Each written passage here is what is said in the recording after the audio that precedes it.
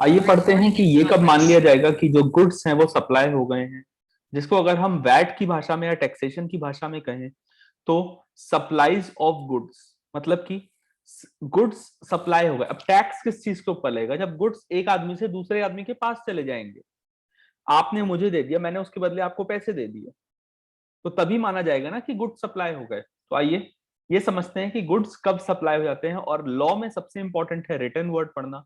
तो पहले पढ़ेंगे रिटन वर्ड को, और उसके बाद उसका डाइसेक्शन और एनालिसिस करेंगे। So goods are supplied if exclusive ownership. Exclusive ownership मतलब मेरे हो गए तो सिर्फ मेरे, फिर उसके ऊपर किसी का हक नहीं है। Of the goods passes to another person. तो गुड्स कब मान लिए जाएंगे? जब एक आदमी दूसरे आदमी को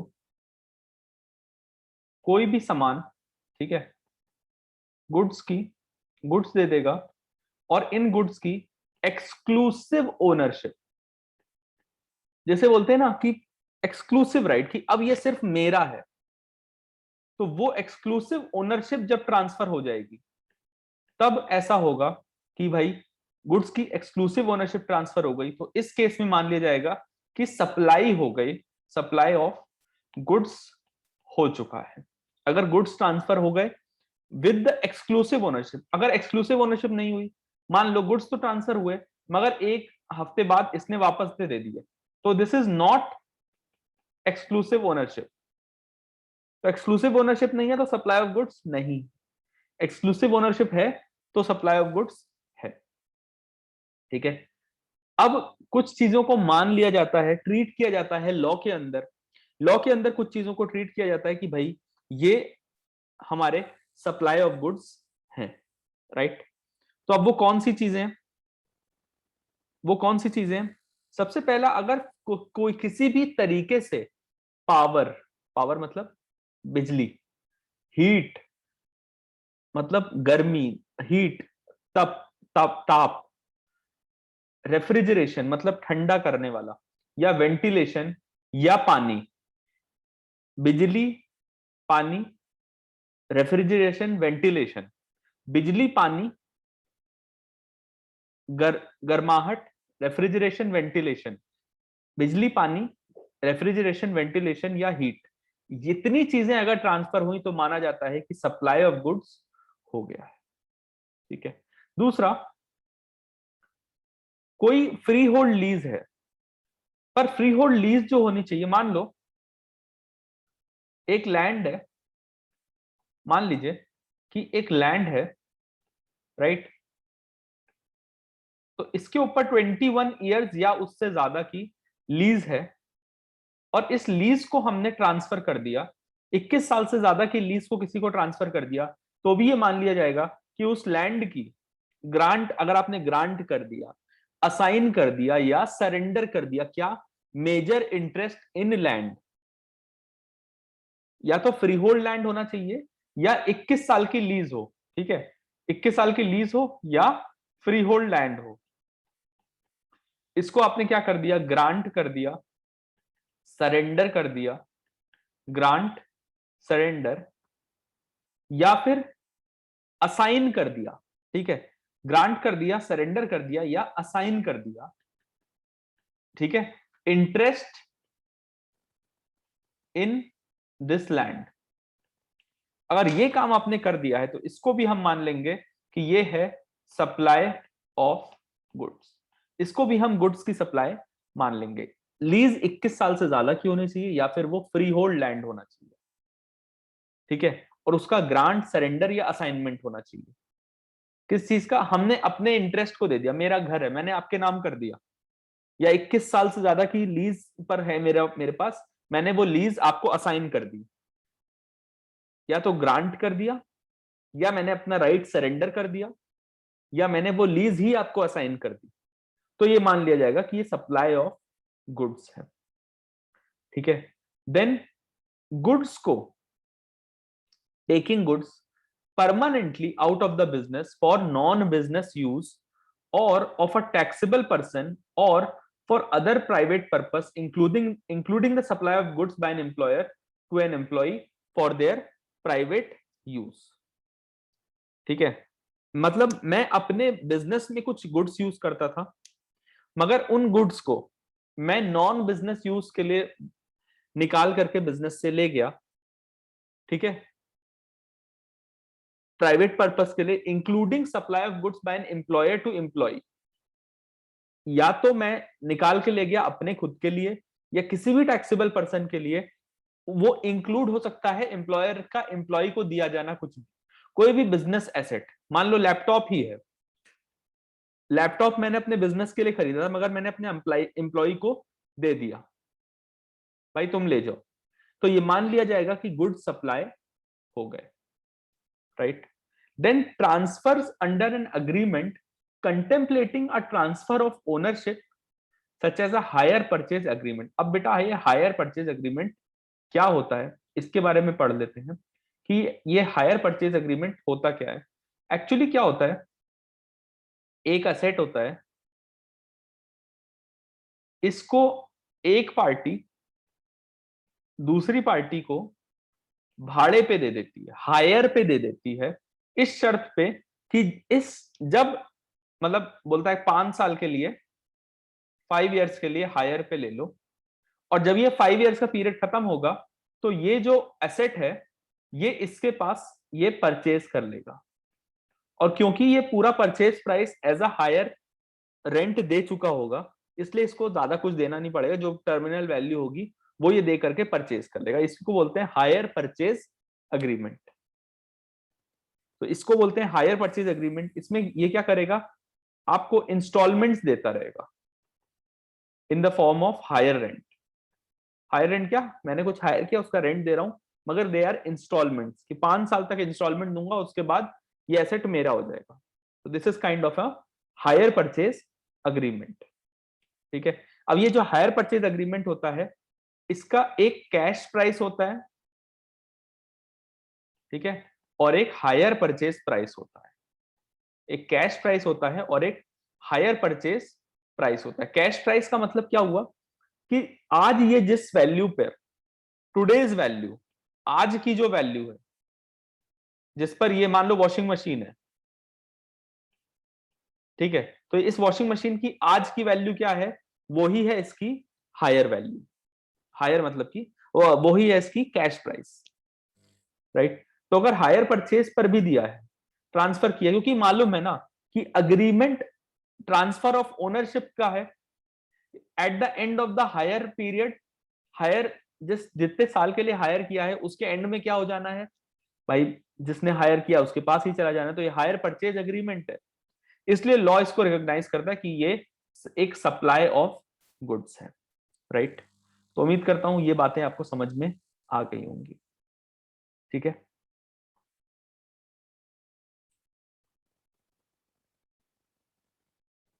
तो अभी तक हमने पढ़ लिया कि सप्लाई ऑफ गुड्स क्या होता है, मगर कुछ रूल्स ऐसे भी हैं, लॉ इस चीज के बारे में पढ़ा है कि सप्लाई ऑफ सर्विस क्या होता है। सर्विस का सप्लाई मतलब जैसे मैं आपको एक सर्विस दे रहा हूं, क्या सर्विस है, मैं आपको पढ़ाने की सर्विस दे रहा हूं, so it is a supply of service. तो वैसे ही लॉ में डिफाइन किया गया कि सप्लाई ऑफ सर्विस क्या होता है। आइए देखते हैं कि सप्लाई ऑफ सर्विस क्या है। Apart from a few specific exceptions, कोई भी सप्लाई जो any supply which is not a supply of goods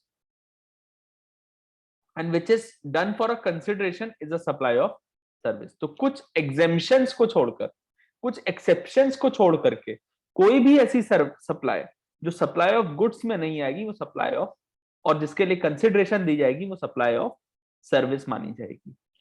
consideration क्या है, कोई भी form of payment in money और in kind including anything which is itself a supply. Consideration क्या है, कोई भी ऐसा फॉर्म ऑफ पेमेंट, राइट। तो सरकार ने बोला कि अगर, ध्यान से सुनना, सरकार ने बोला कि अगर सप्लाई ऑफ गुड्स नहीं है और कंसिडरेशन दिया गया है, तो दो चीजें यहां पर इंपॉर्टेंट है, ठीक है। दो चीजें यहां पर आपके लिए इंपॉर्टेंट हो जाती हैं कि एक तो दोनों होना चाहिए, राइट।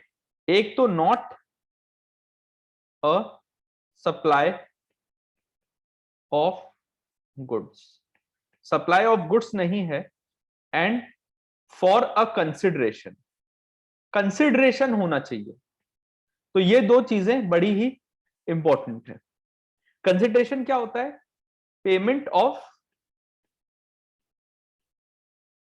मनी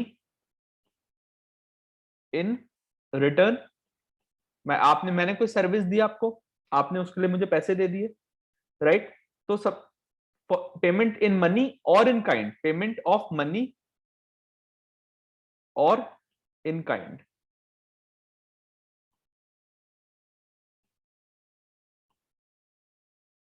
और kind in return for the service. या फिर आपने मुझे कोई सप्लाई दे दी, सर तुम मुझे खून दो, मैं तुम्हें पानी नहीं दूंगा, मैं तुम्हें आजादी दूंगा। तो मैंने तुम्हें खून दिया, तुमने मुझे आजादी दी। तो ये कंसिडरेशन क्या है? किसी भी चीज के बदले में कुछ दे दिया। जैसे तुम मुझे खून दो, मैं तुम्हें आजादी दूंगा। तुम मुझे टाइम दो, मैं तुम्हें एसीसीए बना दूंगा। तो कोई भी मनी या काइंड इन रिटर्न देना, चाहे वो फिर सप्लाई ऑफ सर्विस ही क्यों ना हो, अपने आप में। सो एक तो दो चीजें यहां पर आती हैं सामने। एक तो सप्लाई ऑफ गुड्स नहीं होना चाहिए, कुछ एक्सेप्शंस को छोड़ के, कुछ एक्सेप्शंस को छोड़ दो, तो सप्लाई ऑफ गुड्स नहीं होना चाहिए, और कंसिडरेशन जरूर होना चाहिए यहां पर, या तो पैसों में या काइंड में, या एज ए सप्लाई ही कर दो, सप्लाई ऑफ सर्विस ही कर दो। ठीक है। फिर कुछ चीजें स्पेसिफिकली बोली गई हैं कि इन्हें तो सप्लाई ऑफ सर्विस माना ही जाएगा। अगर आपने गुड्स किसी को दे दिए फॉर यूज, किसी को यूज करने के लिए गुड्स दे दिए, आउटसाइड द बिजनेस, बिजनेस के दायरे से बाहर किसी को इस्तेमाल करने के लिए कोई सामान दे दिया, लैपटॉप लिया आपने और किसी को सामान बोला कि भाई ठीक है आप जाओ 2 दिन के लिए मेरा लैपटॉप ले जाओ, तो इसे क्या बोलेंगे? Supply of service. For use आपने दिया ना, तो सप्लाई ऑफ सर्विस है। Goods are hired to someone, किसी के लिए आपने गुड्स हायर कर दिए। ठीक है, आपने किसी के लिए गुड्स हायर कर दिए। Lastly services bought for business purpose आज यूज, तो ऐसी कोई सर्विस, मान लो आपने अपना ऑफिस बनवाने के लिए आर्किटेक्ट को हायर किया था, मगर आप उससे घर बनवाने लग गए, तो वो भी सप्लाई ऑफ सर्विस माना जाएगा। तो ये तीनों चीजें बोली गई हैं। पहला तो गुड्स लेंट टू समवन, दूसरा goods are hired to someone. ठीक है। Then thirdly services bought for business purpose, but उन्हें इस्तेमाल किया गया प्राइवेट पर्पस के लिए। ठीक है। तो जैसे कि वो कौन सी पिक्चर थी, वो कोई मिल गया में ऋतिक रोशन को बिजनेस पर्पस के लिए बुलाया जाता है, कोई मिल गया क्रिश में ऐसी कोई वो था, और उसका इस्तेमाल वो अपने पर्सनल पर्पस के लिए कर रहा होता, तभी वो बोलता है माँ मेरी शक्तियों का गलत इस्तेमाल हो रहा है ना। तो वो आपने बुलाया तो अपने बिजनेस पर्पस के लिए, मगर इस्तेमाल कर दिया पर्सनल प्राइवेट पर्पस के लिए। So that is again specifically बोला जा चुका है कि ये सप्लाई ऑफ सर्विस माना जाएगा। देन बात आती है टैक्सेबल पर्सन की। तो पर्सन इंडिविजुअल हो सकता है, पार्टनरशिप हो सकता है, जिनको कि सिंगल एंटिटीज माना जाएगा, एज अ पार्टनर नहीं माना जाएगा। ठीक है। या कंपनी हो सकती है। तो इंडिविजुअल, पार्टनरशिप या कंपनी, ये तीनों लोग पर्सन माने जाएंगे। अगर बिजनेस में है पर्सन और टैक्सेबल सप्लाईज भी कर रहा है, तो इनकी जो वैल्यू है इसको टैक्सेबल टर्नओवर मान लिया जाएगा। अगर सर्टेन एक लिमिट है जिसके बियॉन्ड है, तो इनको वैट में रजिस्टर होना मैंडेटरी है। अगर इनका जो टैक्सेबल टर्नओवर है वो एक लिमिट के बियॉन्ड है, तो इनको वैट में रजिस्टर होना मैंडेटरी है। ठीक है। सो यहां तक हमने तीन चीजें पढ़ ली कि सप्लाई ऑफ गुड्स क्या होता है, सप्लाई ऑफ सर्विसेज क्या होती है, टैक्सेबल पर्सन कौन लोग होते हैं। तो पर्सन कौन है? पर्सन इंडिविजुअल हो सकता है, पार्टनरशिप हो सकता है, कंपनी हो सकता है, जो कोई भी टैक्सेबल सप्लाई कर रहे हो, गुड्स की या सर्विस की। और अगर इनका जो टोटल सप्लाई है उसकी जो वैल्यू होती है उसको बोला जाता है टैक्सेबल टर्नओवर। अगर ये बिजनेस में है और सप्लाईज कर रहे हैं गुड सर्विस दोनों, तो इसको बोला जाएगा टैक्सेबल टर्नओवर। और अगर टैक्सेबल टर्नओवर एक पर्टिकुलर लिमिट से ऊपर है तो जो भी पर्सन है, इंडिविजुअल पार्टनरशिप या कंपनी, उसको वैट के लिए रजिस्टर होना जरूरी है। ठीक है। We have seen that a trader may make standard rated, reduced rate, zero rated और exempt supplies। तो हमने कई बार ही देखा, पहले भी हमने देखा कि आप स्टैंडर्ड रेटेड कर सकते हो, रिड्यूस्ड रेट 5% वाला रेट कर सकते हो, जीरो रेट या एग्जेम्प्ट सप्लाई कर सकते हो।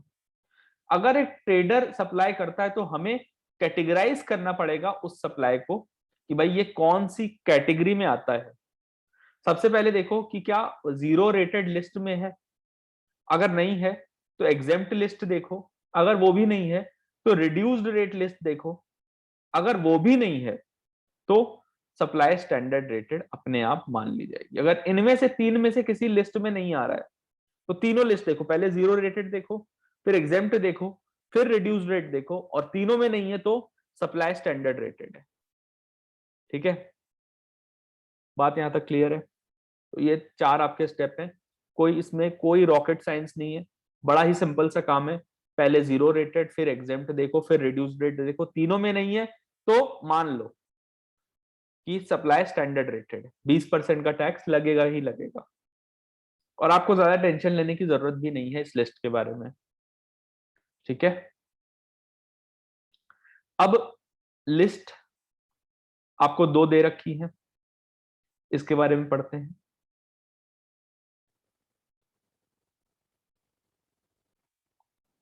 तो यहां पर जीरो रेटेड सप्लाईज की लिस्ट दे रखी है।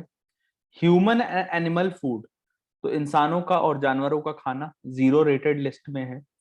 सीवरेज सर्विसेज, जो सफाई वगैरह की सर्विसेज होती हैं, water. Printed matter used for reading, books newspapers वगैरह भी जीरो रेटेड लिस्ट में है। Then construction work on new homes और the sale of freehold of new homes by builders, तो बिल्डर्स अगर कंस्ट्रक्शन वर्क करते हैं नए घरों में या सेल कर देते हैं फ्री होल्ड नए घर, तो भी उस पर जीरो रेटेड लिस्ट है। तो ये जीरो रेटेड और एग्जेम्प्ट सिर्फ और सिर्फ इसलिए करती है सरकार ताकि इन इंडस्ट्रीज को बढ़ावा मिल सके। Transport of goods and passengers, तो पैसेंजर्स और गुड्स का ट्रांसपोर्ट भी जीरो रेटेड में आता है। Drugs and medicine on prescription और प्रोवाइडेड इन प्राइवेट हॉस्पिटल, ये भी आपका जीरो रेटेड पे आता है। Clothing footwear for young children, जूते कपड़े यंग लोगों के लिए, और कुछ प्रोटेक्टिव क्लोथिंग जैसे मोटरसाइकिलिस्ट, क्रैश हेलमेट्स वगैरह, ये सब जीरो रेटेड में आते हैं। राइट, इसे भी आपको सिर्फ एक बार पढ़ने की जरूरत है, रटने की जरूरत नहीं है।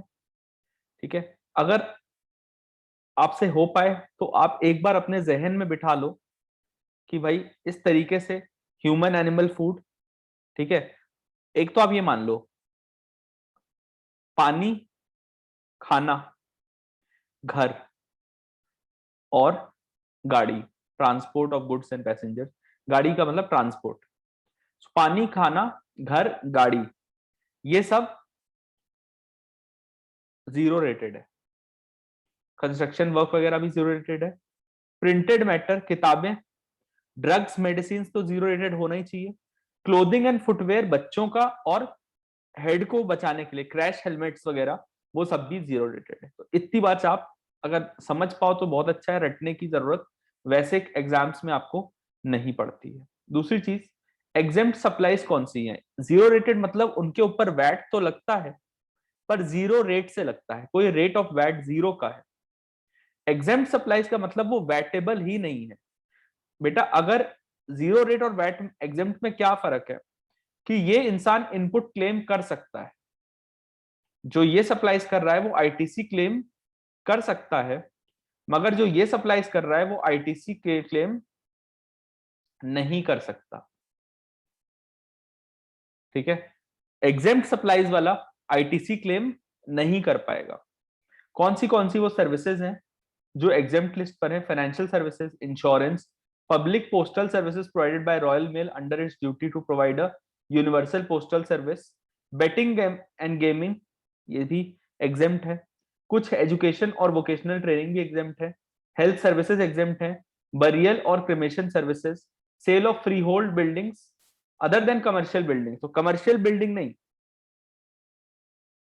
और 3 साल से कम की commercial, and leasehold of land and building, तो ये सब भी एग्जेम्प्ट सप्लाईज में आता है। लैंड बिल्डिंग का एग्जेम्प्ट, सब लैंड बिल्डिंग को लीज पे डालो कोई दिक्कत नहीं, सेल करो फ्री होल्ड बिल्डिंग्स को कोई दिक्कत नहीं, पर कमर्शियल बिल्डिंग नहीं होनी चाहिए, और ऐसी कमर्शियल बिल्डिंग नहीं होनी चाहिए जो अभी 3 साल से पहले कम में बनी है। ठीक है, बाकी कुछ भी आप सेल करो लीज में डालो कोई दिक्कत नहीं है, फाइनेंशियल सर्विस में हो कोई दिक्कत नहीं है। लंदन इतना बड़ा सेंटर क्यों बन पाया? Because financial services exempt supplies में आती है, इंश्योरेंस एग्जेम्प्ट सप्लाईज में आता है, public postal service exempt supply में आता है। ठीक है, राइट। उम्मीद करता हूं यहां तक की बात आपको समझ में आई होगी।